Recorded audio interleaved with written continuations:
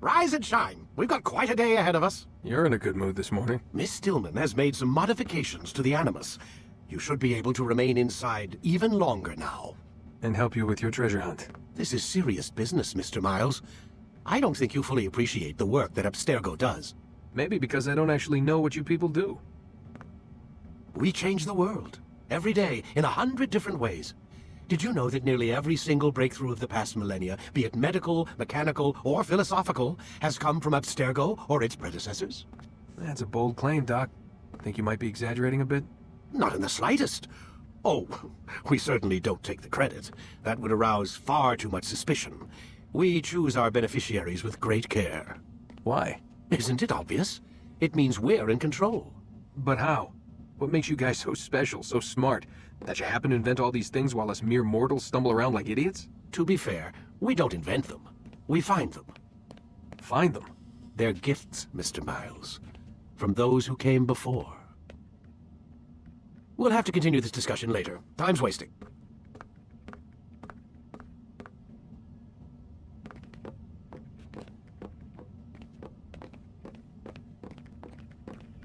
Morning, Desmond. Yeah.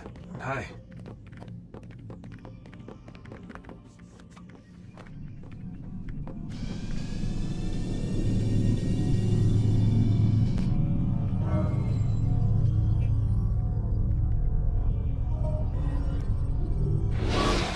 Come in, Altair. You've done well. 3 of the 9 lay dead, and for this you have my thanks. But do not think to rest upon your laurels. Your work has just begun. I am yours to command, Master. King Richard, emboldened by his victory at Acre, prepares to move south towards Jerusalem. Saladin is surely aware of this, and so he gathers his men before the broken citadel of Arsuf. Would you have me kill them both then? End their war before it begins in earnest? No. To do so would scatter their forces and subject the realm to the bloodlust of 10,000 aimless warriors. It will be many days before they meet, and while they march, they do not fight. You must concern yourself with a more immediate threat. The men who pretend to govern in their absence. Give me names and I'll give you blood. So I will. Abu Nuqoud, the wealthiest man in Damascus. Majduddin, regent of Jerusalem. William of Montferrat, liege lord of Acre. What are their crimes? Greed, arrogance, the slaughter of innocents. Walk amongst the people of their cities. You'll learn the secrets of their sins. Do not doubt that these men are obstacles to the peace we seek. Then they will die. Another of your items is restored. Take it. See that it is put to good use. Return to me as each man falls, that we might better understand their intentions. And Altair, take care. Your recent work has likely attracted the attention of the city guard. They'll be more suspicious than they've been in the past.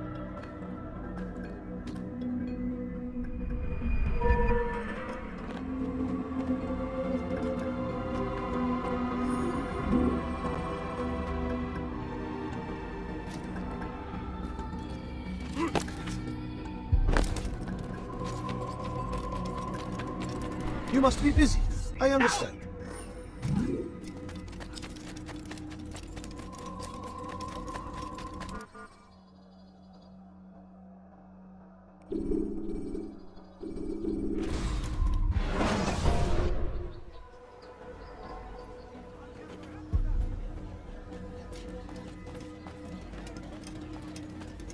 Altair, my friend. Welcome, welcome. Whose life do you come to collect today? His name is Abu Nuqoud. What can you tell me about him? Oh, the merchant king of Damascus. Richest man in the city. Quite exciting, quite dangerous. I envy you, Altair. Well, not the bit where you were beaten and stripped of your rank, but I envy everything else. Oh, except for the terrible things the other assassins say about you. But yes, aside from the failure and the hatred, yes, aside from those things, I envy you very much. I do not care what the other stinkers say. I'm here to do a job. So I ask again, what can you tell me about the Merchant King? Only that he must be a very bad man if Mualim has sent you to see him.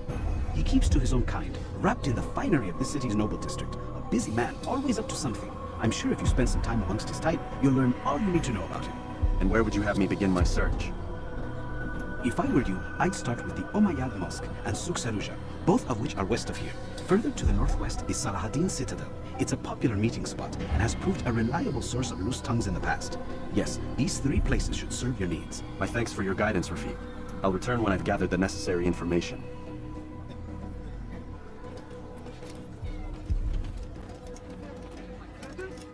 That will cost you your life!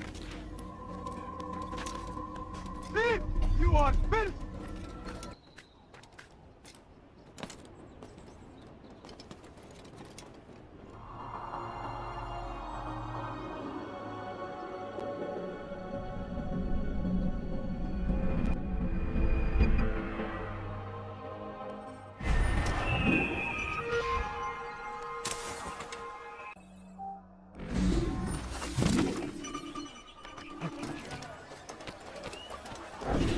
It was good of you to come. It is an honor to serve. What do you require? The letter I've given you must be brought to Salah ad-Din's camp. Seek out the one they call Hisham. He will be able to help. Tell no one else of this. None will know my mission. Then our business is concluded.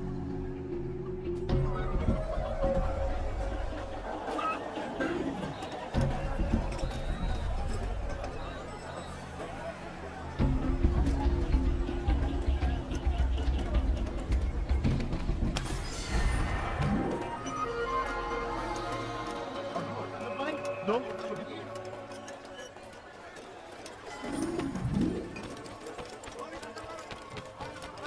My good people,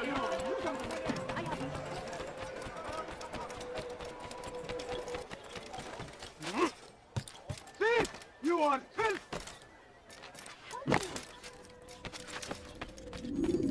Peace be upon you, Altair. How may I serve you? I've done as asked and learned all I need to know about my prey. Then you must share your knowledge with me.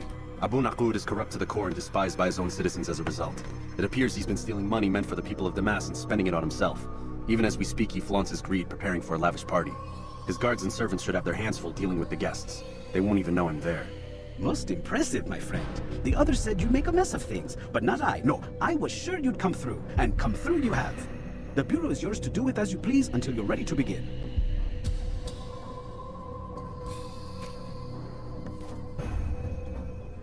Fast-forwarding memory to a more recent one.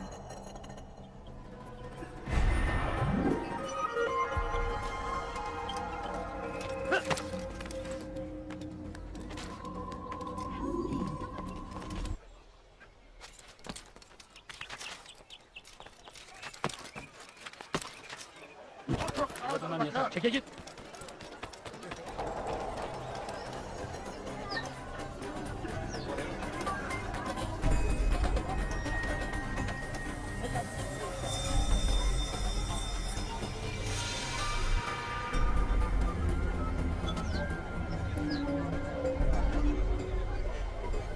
Welcome, welcome.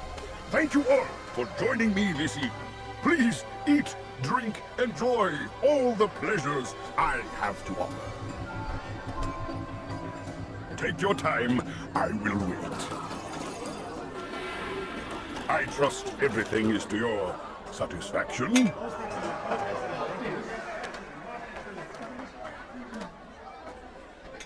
Good, good. It pleases me to see you all so happy. For these are dark days, my friends, and we must enjoy this bounty while we still can. War threatens to consume us all.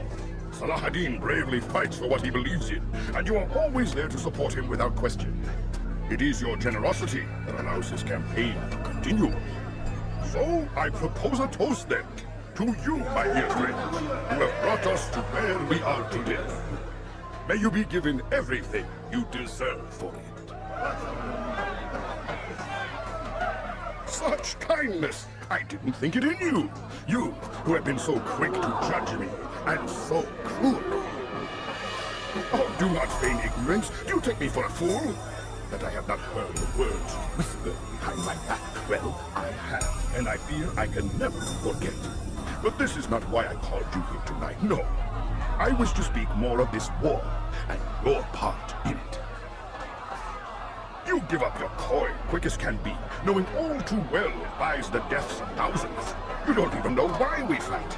The sanctity of the Holy Land, you'll say, or the evil inclination of our enemies. But these are lies you tell yourselves. No, all this suffering is born of fear and hate. It bothers you that they are different, just as it bothers you that I am different. Compassion, mercy, tolerance. These words mean nothing to any of you. Mean nothing to those infidel invaders who ravage our land in search of gold and glory. And so I say, enough! I've pledged myself to another cause. One that will bring about a new world in which all people might live side by side in peace. A pity none of you will live to see it.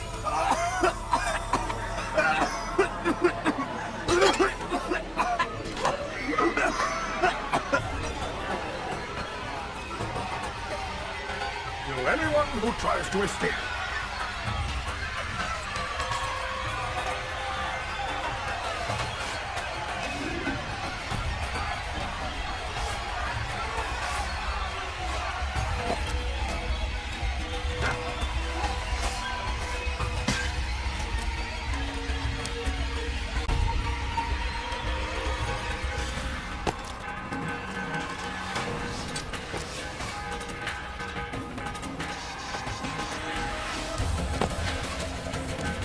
I'll have your head! How did you do that? Get away from me!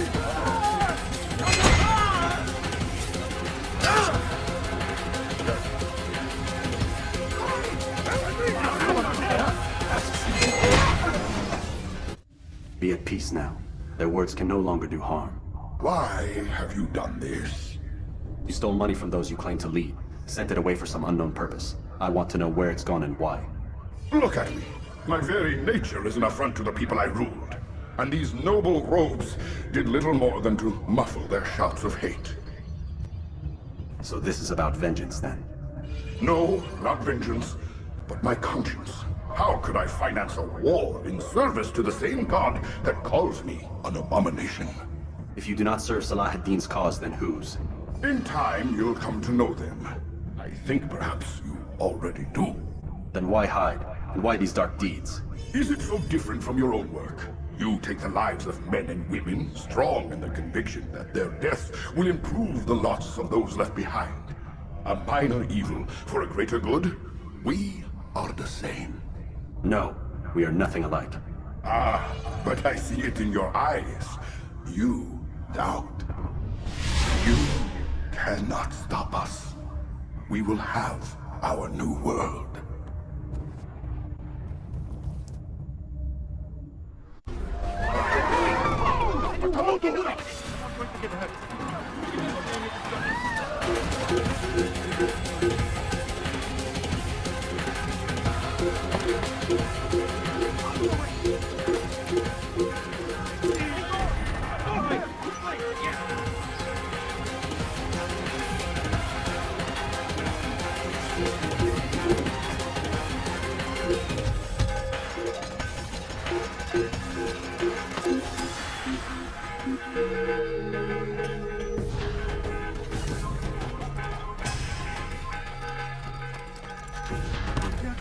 I'll have your head for that! Word has reached me of your success, Altair. Abu Nuqoud's reign of terror is at an end. I'm glad to hear it. He killed them. The men and women at his party. It was poison. A coward's tool. Blamed them for the war. Said he wished to end it. Strange, but then again, the Merchant King was known to be a bit different. Perhaps this was simply a symptom of his madness. Perhaps. You sound unconvinced. Speak with Mualim then. He may offer a better explanation. Yes, we'll see what he has to say. Fast-forwarding memory to a more recent one.